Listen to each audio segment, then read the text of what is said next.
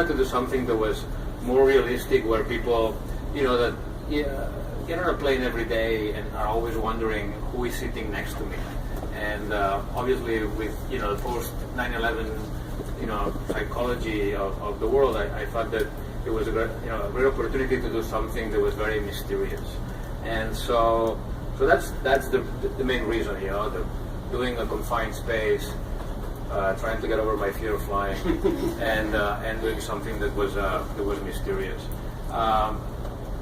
Now, when I got the script was full of problems, like usually happens. You have a great concept. You have a great sort of actor like Liam, who also like me saw the concept, the potential of it, but it needed a lot of work. And the reason why I'm saying that in relationship to what we're going to be talking about is because we don't. When we shoot a movie, the script is never really done until you start the movie, right? Which normally is not a big problem because you adapt. We wrote a new scene, let's find that location. We wrote this, we found that actor. Here it was much more difficult because they were already building the plane. So as the script evolves, the plane is being built at the same time, and that really drives these guys crazy. Because how long does it take to build the plane? We had 10 weeks to do the whole 10 thing. weeks, and the first thing that I had to decide is what kind of plane it was.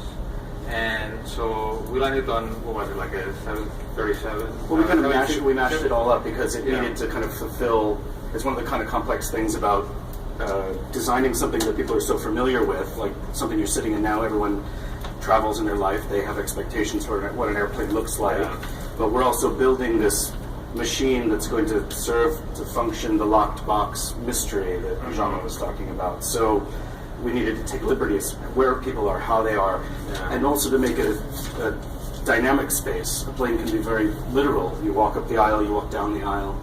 We needed to make a space that had places where we could have Liam confined, privacy, where he could have asides, where we could make this mystery sort of feasible while not setting off any alarms that, whoa, that's not an airplane. Right. So we settled for, we built the whole plane from scratch.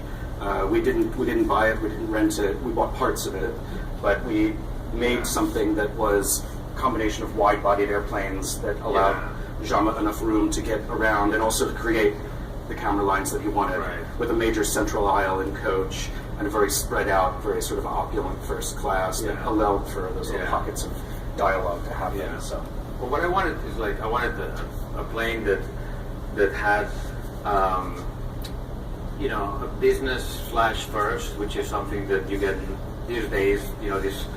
Back in the day, it used to be more like, there's still some that have first business and then coach, but the first decision was to make it a two-class airplane with two aisles on each section. So for practical purposes, I could have people running up one aisle and then the camera on the other. Obviously, our aisle was much tighter than this. Actually, we designed the aisle. We took the measure tape from the dolly. The smallest dolly we could find, and that was the aisle. Which was slightly wider than normal, but not too much.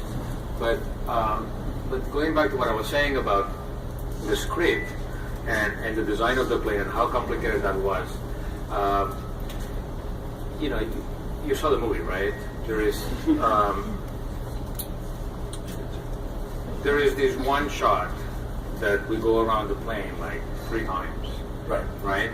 And so when I had the crazy idea, I don't remember when, that I wanted to do like 8 minutes in one shot.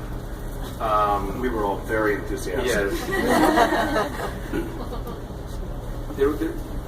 Basically, there was a part in the script that was very sort of slow for me, which was him searching the passengers, was something that I could see taking a long time to shoot, and then sort of not being interesting because people just want to go and find the bad guy. So I needed to do something visual that was more interesting, and I said maybe we'll just do one shot and go outside and come around and the key thing to do one shot is that you need to know exactly where everybody's Is that for luck? My daughter gave it to me. You fly much? All the time, actually. I'm the air marshal. A passenger has threatened to kill someone every 20 minutes, unless they're paid $150 million. The account number you gave us is in your name. That doesn't make any sense. An international flight has been hijacked by an air marshal. This is a setup. Something else is going on. I'm not hijacking this plane. I'm trying to save it. Non-stop. Yeah. But I mean, you know... Why was it miserable? Why? No, but for the technical reasons. But with the actors, one of the greatest things that happened in this movie is that everybody had to be there every day. Usually in a movie, the actor comes, does his scenes, and then I'll see you later, I'll see you in a week or two when it's time for me again to come back.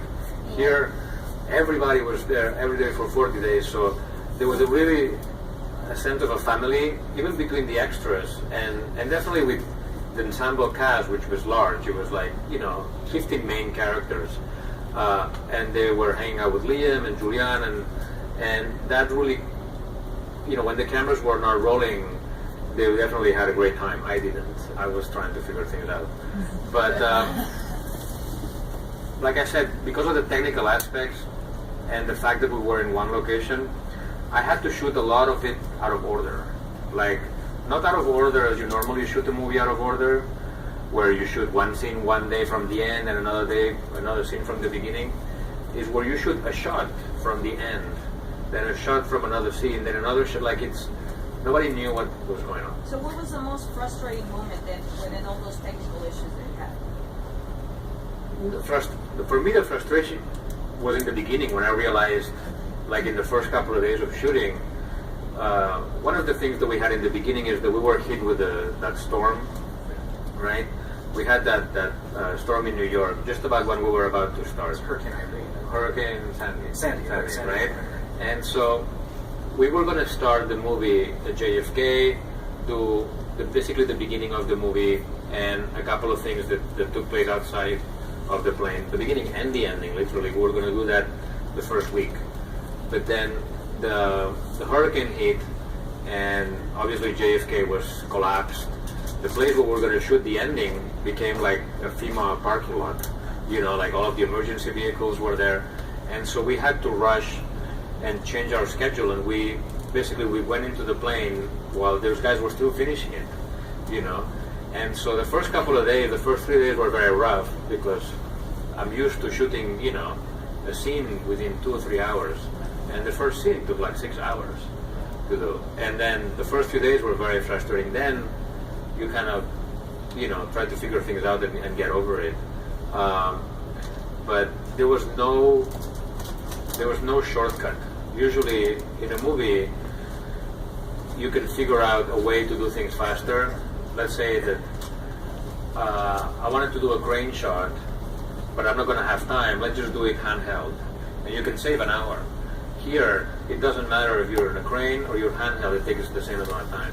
It was, of the people, of the things, it was just, every shot was painful, like really, really painful. And there's a lot of shots. Thank you.